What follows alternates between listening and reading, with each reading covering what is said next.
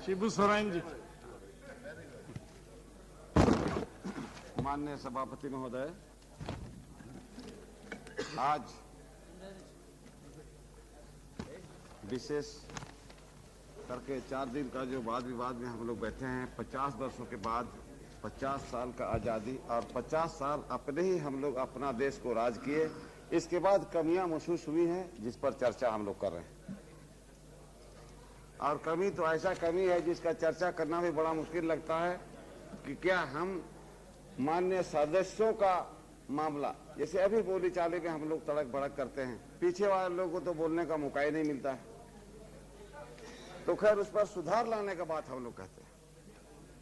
और 50 साल देश चलाए, 5 साल नहीं, 10 साल भी नहीं, और कोई नहीं दावा के साथ कह सकता है कि अपने इलाका में आपने क्या किया। 50 साल जो सत्ताधारियों ने सत्ता चलाया, उनको और ज्यादा कमी महसूस हो रहा है। वो कहते हैं कि ये नहीं हुआ, वो नहीं हुआ, ऐसे होगा, वो तो घंटों भर समय ले रहे हैं, तो बाकी लोग कब क्या बोलेंगे। भाई अगर इतना जानते हैं तो आप कुछ तो करना चाहिए। हम सभापति जी महोदय जी, झारखंड इलाका जंगल इलाका से आने वाला आदिवासी हूं, और हमारे इलाका में खनिजों से भरा हुआ इलाका है। कोई लोग बोलते हैं बिजली का खंभा खड़ा है, कोई बोलता है पानी नहीं मिला, लेकिन हमारे यहाँ तो बिजली उत्पादन, बिजली का खजाना है और पानी का डैम भी है भरा हुआ, और कोयला भरा हुआ है, लोहा भरा हुआ है, सोना चांदी यूरेनियम अभ्रक। अभी अभी संसार में तीसरा जगह हमारे बोकारो डिस्ट्रिक्ट में एक गैस निकला है, मीथेन गैस, दुनिया में तीसरा जगह और एशिया में पहला जगह। धन का कमी नहीं है, लेकिन सभापति महोदय हम लोग सड़क छाप आदमी, गरीबों से, गरीब भिखारी से भी चले गए। ये सरकार ने जो इतना दिन तक काम चलाई है, पॉलिसी बनाई, जैसे लोगों को विस्थापन करना, गांव से उठा देना, गांव उजाड़ दो, लेकिन विस्थापन पॉलिसी सरकार के पास कुछ नहीं। गांव उजड़ने के बाद, जमीन से उजड़ जाने के बाद उनको क्या आप देंगे, रोजगार देंगे, गांव देंगे कि नहीं देंगे, ये सब कुछ नहीं। पुलिस का ताकत लगा के और घास फूस जैसा पेमेंट दे करके जमीनों का कीमत दे के गांव के लोगों को हटा दिया जाता है। हमारे यहाँ सैकड़ों वर्ष से कोयला निकल रहा है झरिया में सभापति महोदय। अभी अभी एक एक्सीडेंट हुआ जिसमें एक बच्ची अंदर चली गई, फिर वापस नहीं मिली। इसके पहले भी ऐसा हुआ, बराबर होते रहा। कितने वर्षों से आग लगा हुआ है पता नहीं, और इतना संपदा है। कभी अमेरिकन लोगों ने कहा था कि भाई ये जिम्मा दे दो, हम कोयला निकाल के पैसा भी देंगे और ये कोयला भी निकाल लेंगे, लेकिन पता नहीं हमारे देश के शासक और ऊर्जा मंत्रालय के लोगों ने इस पर अभी तक कोई विचार नहीं कर सका। और किसी भी समय हजारों लोग, 50,000 हजार लोग मर सकते हैं। कहता है नीचे बिल्कुल गड्ढा, कोयला निकाल लिया गया और आग लगा हुआ, उसके अंदर बालू नहीं दिया गया। सभापति महोदय, बड़ा महत्वपूर्ण बात है हमारे इलाके के लिए। दूसरी बात है, पूरे भारतवर्ष में ये जो फॉरेस्ट, जंगल का प्रोड्यूस है, ये माइनर प्रोड्यूस, जंगल में बहुत सारा चीज, जड़ी बूटी, फल फूल मिलता है, इसको लेकर के गांव के लोग और जंगल के लोगों को क्या हिस्सेदारी मिलेगा, इसका कोई फैसला नहीं। और हम गरीब हो गए, जंगल भी खत्म हो गया, और कौन लोग बन गए, ये मल्टी मिलियन लोग, बड़े बड़े दवा कारखाना वाले बड़े लोग हो गए। हमारे देश के भी बैद्यनाथ, डाबर, हिमालय, ये सब जंगलों का पदार्थ से बड़े लोग बने। क्या विडंबना है, कैसी कानून है, कैसा विधान हमारे लिए बनता है कि सब कुछ हमारा और मेरे लिए कुछ नहीं। ये समस्याएं हैं। जब कानून बनता है तो कानून इंप्लीमेंट क्यों नहीं होता है। आज इस संदर्भ में हमें कहना है सभापति महोदय, हम अलग राज्य के लड़ने वाले आदमी हैं, और यहाँ कभी कभी चर्चा भी होता था सत्ता विकेंद्रीकरण, माने छोटे बड़े बड़े राज्यों को, मध्य प्रदेश, उत्तर प्रदेश जैसा इतना बड़ा राज्य, मध्य प्रदेश जैसा राज्य, राज्यों की, छोटे राज्यों की आवाज हमेशा बुलंद होते रहा। इस सदन में ये बात किसी ने नहीं उठाया, इसलिए कि सबको बड़ा प्यार है मुख्यमंत्री बने रहने का और प्रधानमंत्री भी बनने का, लेकिन ठीक उल्टा हो रहा है। यहाँ तो कई पार्टियों को मिला करके प्रधानमंत्री बनेगा, ये चलेगा परंपरा ढेर दिन तक। इसलिए छोटे राज्यों का निर्माण होने से ही हम समुचित विकास का उम्मीद कर सकते हैं, और इस पर केंद्र सरकार हमेशा अड़ंगा लगा के। आप बताइए, मजाक है? कोई प्रधानमंत्री लाल किला से घोषणा कर देते हैं कि हाँ ये उत्तराखंड राज्य बनेगा। कहां गया उत्तराखंड राज्य? अब हमारा बिहार सरकार अब भेजा झारखंड राज्य होना चाहिए, जिसका प्रस्ताव पारित होकर केंद्र को भेजा गया है। कोई चर्चा नहीं है केंद्र में। यहाँ बड़े अफसर के पास चला जाता है, ब्यूरोक्रेसी के पास, उनके पास खाता पत्तर उल्टा पलटा करके ये लोग बैठे रहते हैं। इसलिए देश को नाश करने का तो जिम्मेवारी हम ही लोग पर है, कोई विदेशी आदमी थोड़ी है। इसलिए ये चिंता की बात है कि आखिर होगा क्या। जितना पब्लिक सेक्टर का हालत अभी जो है, हमारे यहाँ जैसे बोकारो कारखाना, HEC, सिंदरी को तो बर्बाद कर दिया। इन सभी बड़े बड़े उद्योग हजारों करोड़ रुपए के घाटा में चल रहे हैं। कोयला धरती से सीधा निकलता है, कोयला जिसमें कोई मेहनत की बात नहीं, कोयला निकालने का बात उसमें भी घाटा। भाई फायदा किसमें होगा? बहता हुआ पानी से बिजली निकलता है, उसमें भी घाटा, तो फायदा किसे होगा? पानी बिजली का दुरुस्त हम लोग पर क्या जुल्म नहीं हुआ? ये पूरे देश में, सिर्फ हमारे यहाँ नहीं, अनुभव हो गया। आप कहीं के लोग सुखी नहीं। इसलिए जब राज चलाना है तो ये विकेंद्रीकरण, पावर बांटना है तो पॉकेट में रख के क्या होगा? इसको कहां जोड़ना? क्यों परेशान है?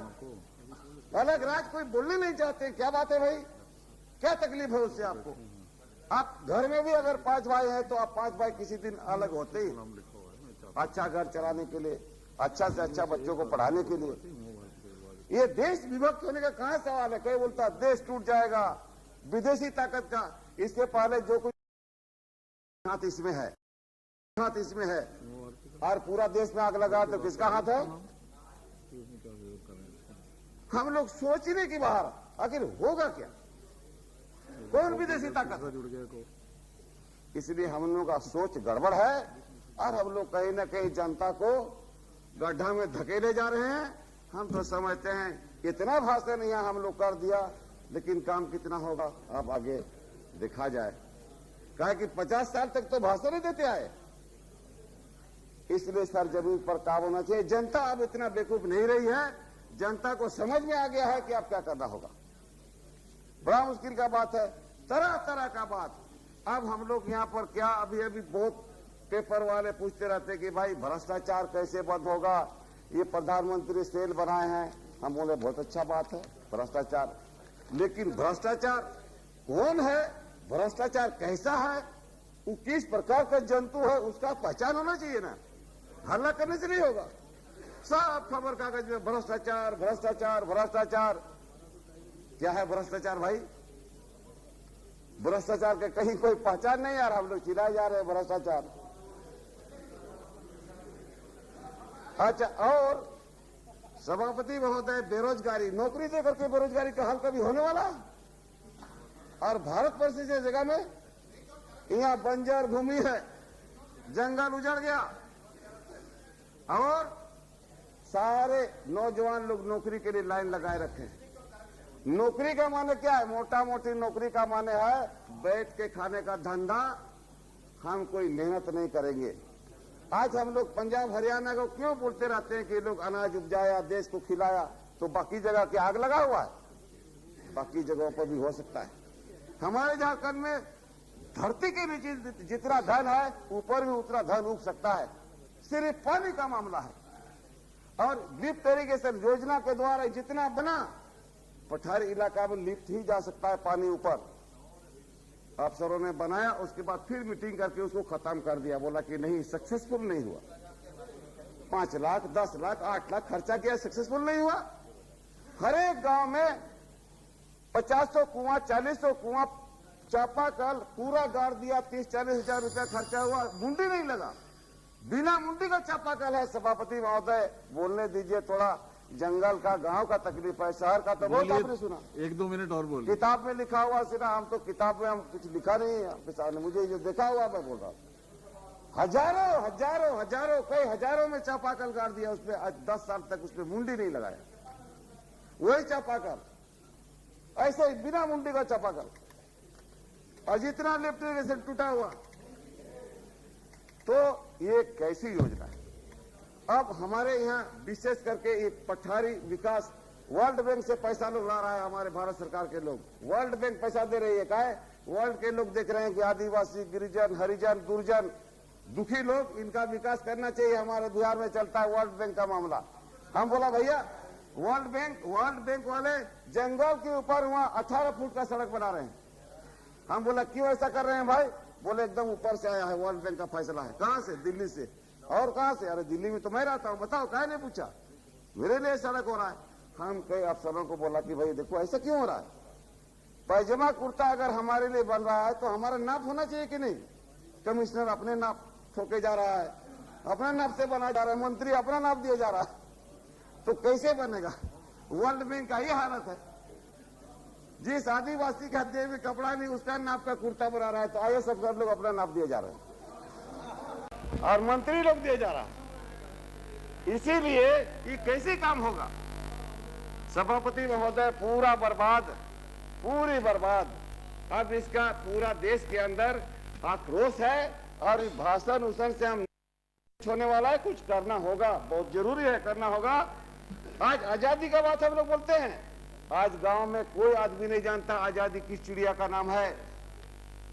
चलिए हम आपके सामने बता दें, कोर्ट कचहरी बोलता थाना, वो तो थाना तो हुजूर मार मार।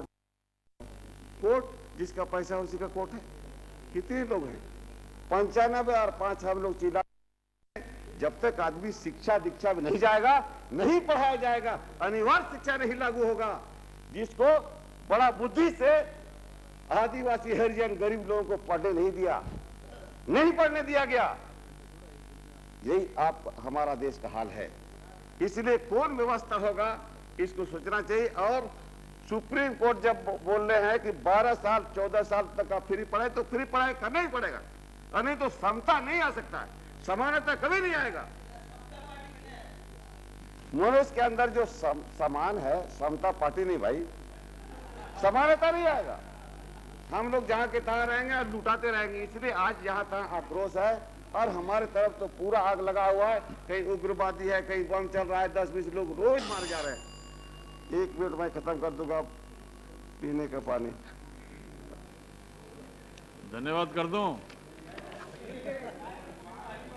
शिक्षा का विशेष कर कहना सभापति महोदय, ये केंद्र सरकार को पूरे देश में एक कानून बना देना चाहिए। अभी तो प्राइवेट स्कूल सारा चल रहा है सब जगह, और जिसका कोई पैसा नहीं दे सकता अपने बच्चों को पढ़ाने के लिए। इसलिए एक किस्म का पढ़ाई हो, और पढ़ाई सिर्फ डिग्री के लिए नहीं हो। पढ़ाई आज के युग में कमाने खाने वाला टेक्निकल मैकेनिकल का पढ़ाई होना चाहिए, जिसमें लोगों को रोजगार मिले। और पशुपालन दुनिया का विभाग है, जो सरकार काम करने चाहेगी तो लोगों को रोजगार मिल सकता है। मैं अपना वक्तव्य समाप्त करता हूँ। बहुत बहुत धन्यवाद। धन्यवाद।